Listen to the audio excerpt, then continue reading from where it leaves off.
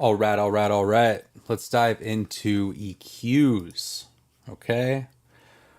First thing I want to do is I want to stress that there are two approaches to EQing. There's traditional mix EQing, where the cake is already cooked, the production's done, somebody sang on it, you're getting a mix, and you're just going to do a few moves here and there, kind of dB in the highs, dB in the lows, up and down, whatever. That's like traditional mixing EQing. Then you have production sound design EQing, which can be vastly wild and crazy. You can have high boosts, incredibly weird filtering, and mid-side and series of EQs with amps and input drive in between them and compression, whatever.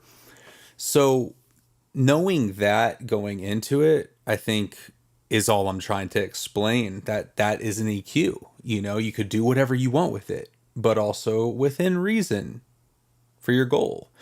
I'm not going to go into what a high shelf is and what a Q is and all, like, to learn that. That's an easy chat GPT, just figure that out, you know, open up anything and just get into it. So the main idea here is looking at your EQ and saying, am I going to subtly use this because I'm ready to subtly use this? Or am I going to go crazy with this because I'm really just fucking with a layer right now? I'm really just messing with a layer. So let's go and show an example really quick of this. So if I have the Pro Q3 on these guitars.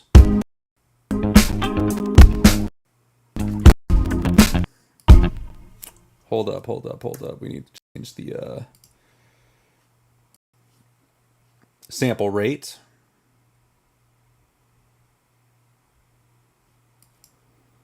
Did I not just tell you to go up to 2048 or whatever? Okay, cool. So back to the chlorophyll.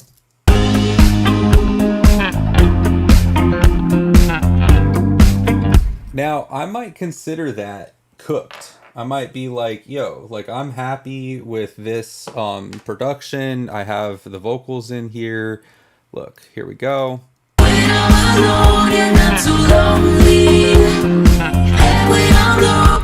I might just want to do a little tiny EQ boost on the guitars somewhere to just have them poke out more.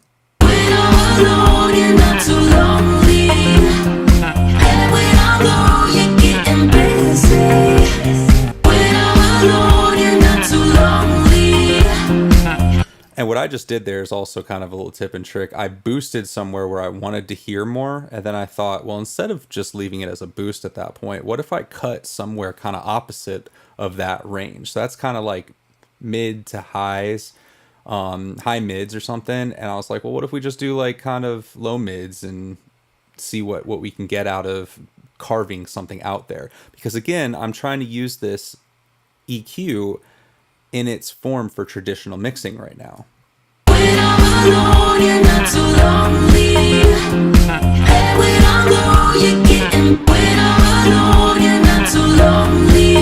So that's bypassed, and you can hear it's just a little muddy. Then we go ahead and turn it on.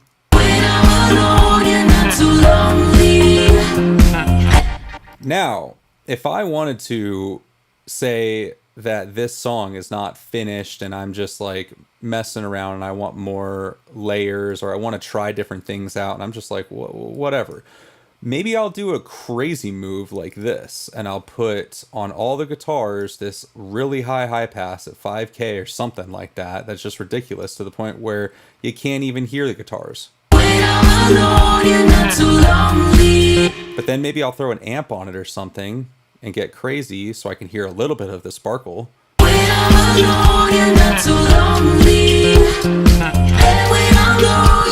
And then, you know, I might want to just go back and use our methodology for traditional mixing to just be like, yeah, that's nice for what it's doing, but it's a little sharp in the highs, so let's go ahead and just kind of tame the highs.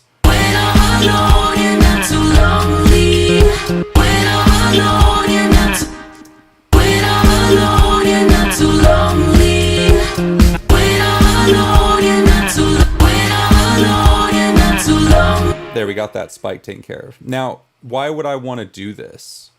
Well, maybe because I actually like this arrangement better. Instead of.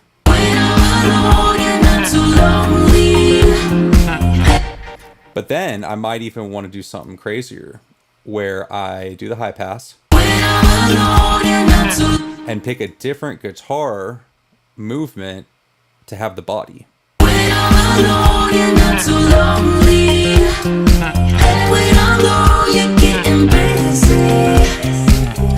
So because I added this guitar and I got this one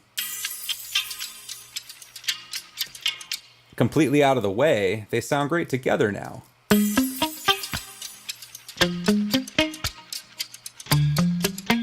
And then it's just up to you whether or not you like that or you like this.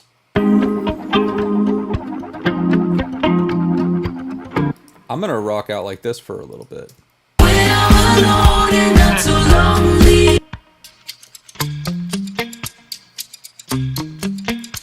And I might have just opened up an entire world for the back half of my song, where now I might even just duplicate all of these guitars. Let's just do it real quick.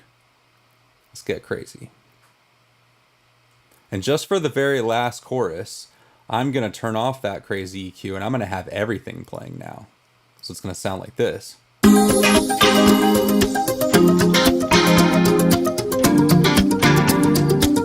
I already have a little different arpeggio going on there, but you can hear. That sounds different than originally. And it sounds different than, because it's all combined. And maybe that's what I want the whole time. When I'm alone, you're not too lonely. When I'm alone, you're getting busy. It's better than what it was. When I'm alone, you're not too lonely. But let's just keep that for the first chorus, and then for the final chorus, we're gonna bring in this guitar.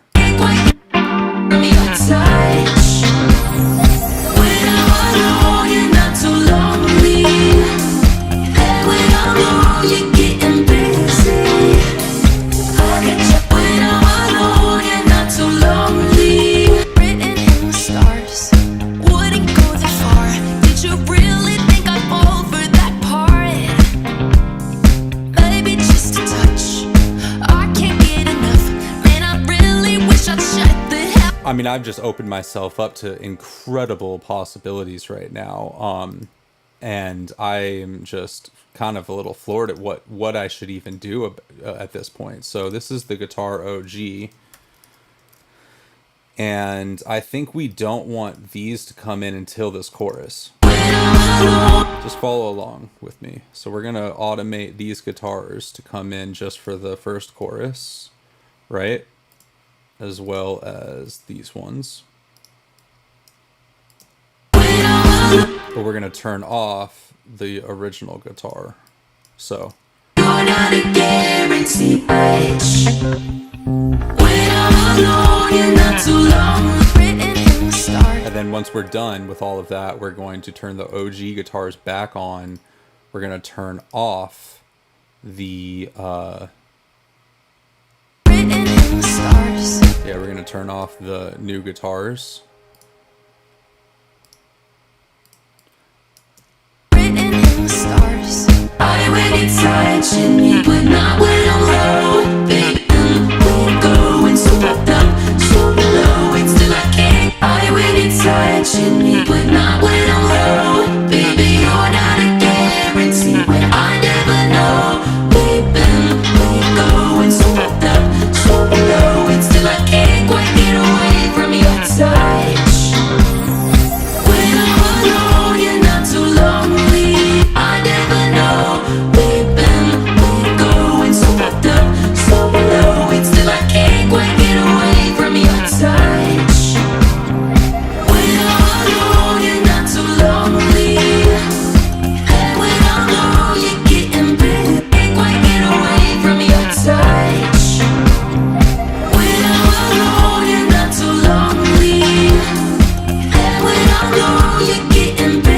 need some like kind of volume automation to like smooth this out a little bit, because over here when it's playing this guitar, I'm going to call it guitar high, when it's playing with absolutely everything, it's a little too glassy and piercing. So I'm going to go ahead and just automate that whole mess down a bit.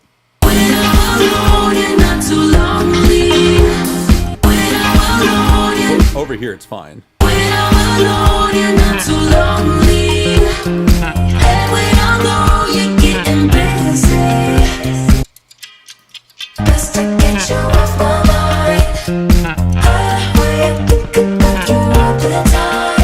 Kind of makes those guitars sound like little sticks that are just...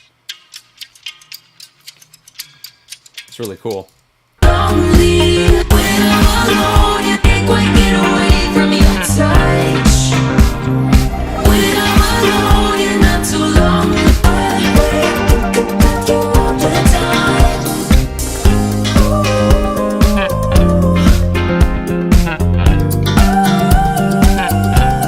So yeah, we're going to turn off these guitars on the outro.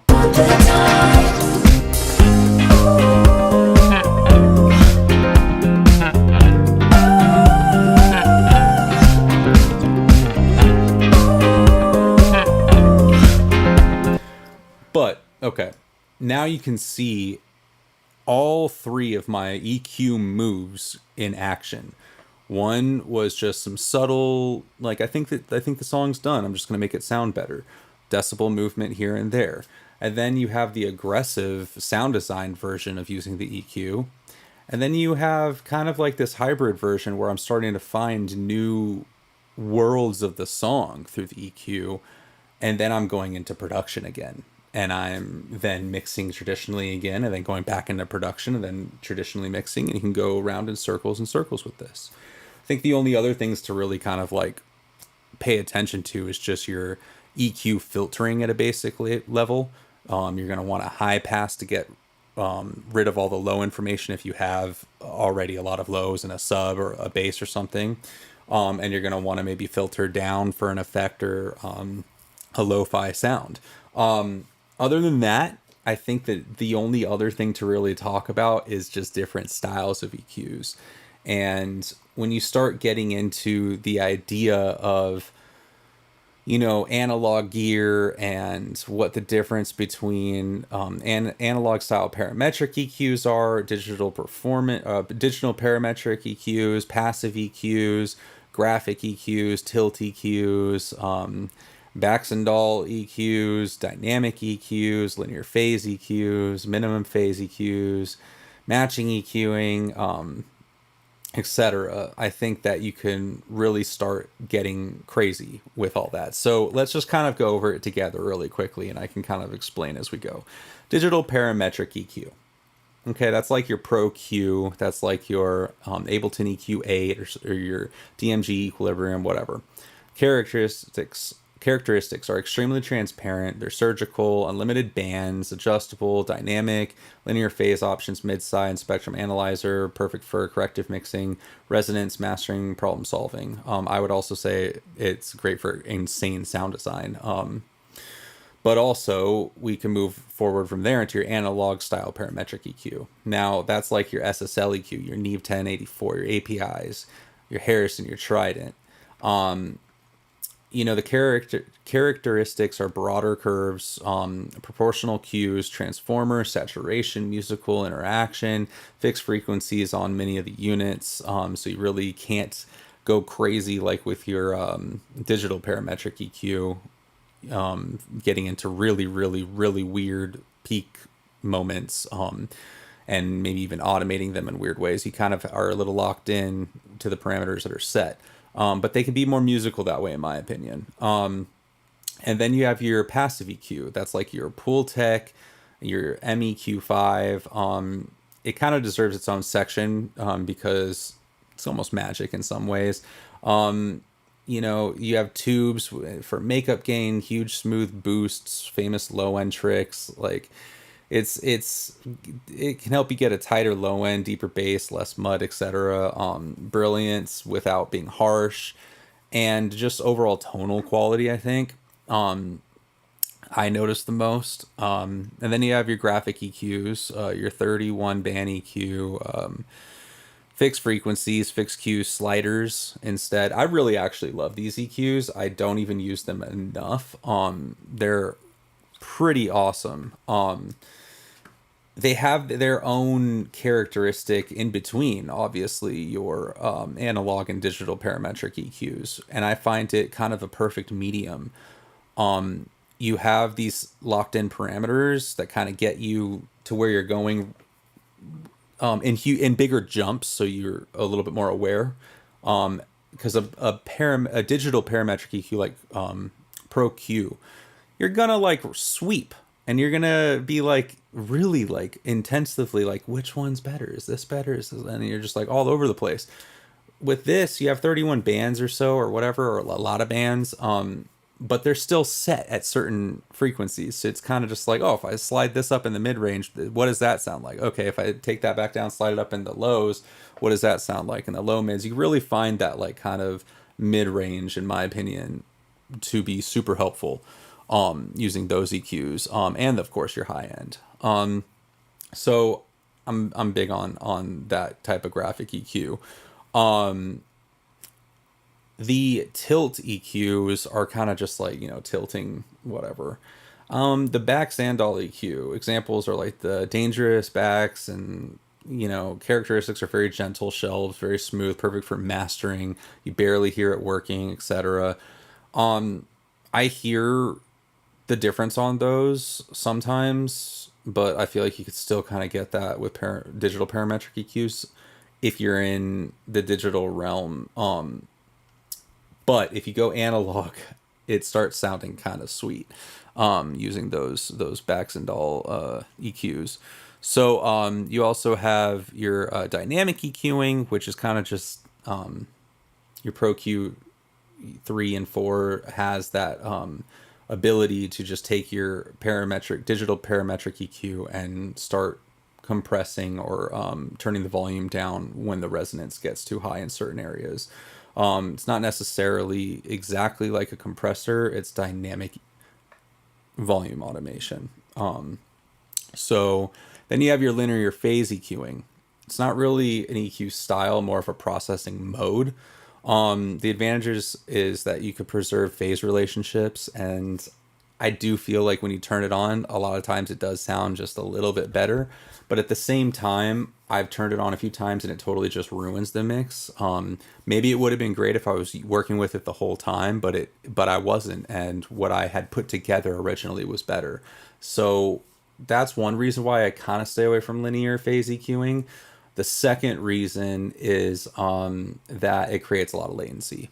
So if I'm going to use the linear phase EQing, I'm probably going to do it at the very end in mastering, and I'm going to probably try to leave some room to actually let that be useful. Same with the kind of like the Baxandall EQ and the mastering EQing is like, if you know you're going to get to use a really good unit like that, or you're going to use UAD's version of it and you're going to actually try to like get something out of that, I would probably almost like tame down your mix a little bit and give yourself a lot of breathing room for that thing to shine, because that thing is capable of doing a lot. But you got to give it some room to breathe. So then there's EQ matching. I'm going to go over that. A lot of people are into this EQ matching thing. I was doing this like 12 years ago at Warner Brothers with Isotope like 4 or 5. And I was like, oh, look, I can make my song like EQ just like Skrillex's song is. That's an interesting learning curve, I think, that everyone should go through. The fact that they're making it so easy to do and putting it just on so many like $29 plugins that anybody can grab when you're a beginner, I think that that's just kind of, here's the deal. Do it like I said, use it as a learning tool on what you do and don't need, because you're going to find you don't need it, and you can actually just use all these other EQs to make the perfect product in the first place. Minimum phase EQing is almost every analog EQ ever made. Characteristics are phase shift, zero latency, punchy, natural. most engineers, I'm reading from my notes here, most engineers leave Pro Q in minimum phase 90% of the time. That's that's a chat note. Stupid, whatever. Yeah, don't go crazy on linear phase. Just minimal phase EQing can do quite a bit for you. Anything else I wanted to go over? I mean, get deeper into the section of analog behaviors, like proportional cues is API's thing, constant cue, interacting bands, Pultec type thing, stepped frequencies, transformers, tubes, inductors, capacitors, OP amps. Um, yeah, that's cool. Finally, yeah, my philosophy, which I already went over in the very beginning. So yeah, hopefully this demystifies the EQ a little bit, because yes, I do believe you need to respect it, learn the crap out of it, etc. But in theory, when you have so many parameters you could actually choose from, you need to have somebody kind of tell you the end result of it. And that is that, like, there's no right and wrong way. It's just what is the task at hand. And we're moving light years a second here in our heads, right? We're going like, oh, I'm going to start mixing right now. Oh, I'm going to go back to sound design, because the mixing proved that the sound wasn't there. You're back and forth ping pong, and that's the fun part of it. But I think what I'm trying to really get at is, for a beginner, especially, just use the EQ and find out whether it makes the song better or not. Go crazy, don't, whatever. For the seasoned advanced people, I would say, I mean, you probably would watch this whole video and gain some philosophy that hopefully would be new to you. This is pretty in depth. I don't think everybody has this exact philosophy, so I'm happy to share it with you.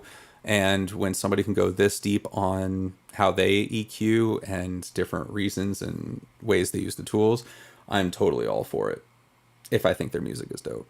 So since I feel I have dope music, I feel like you guys should listen to me.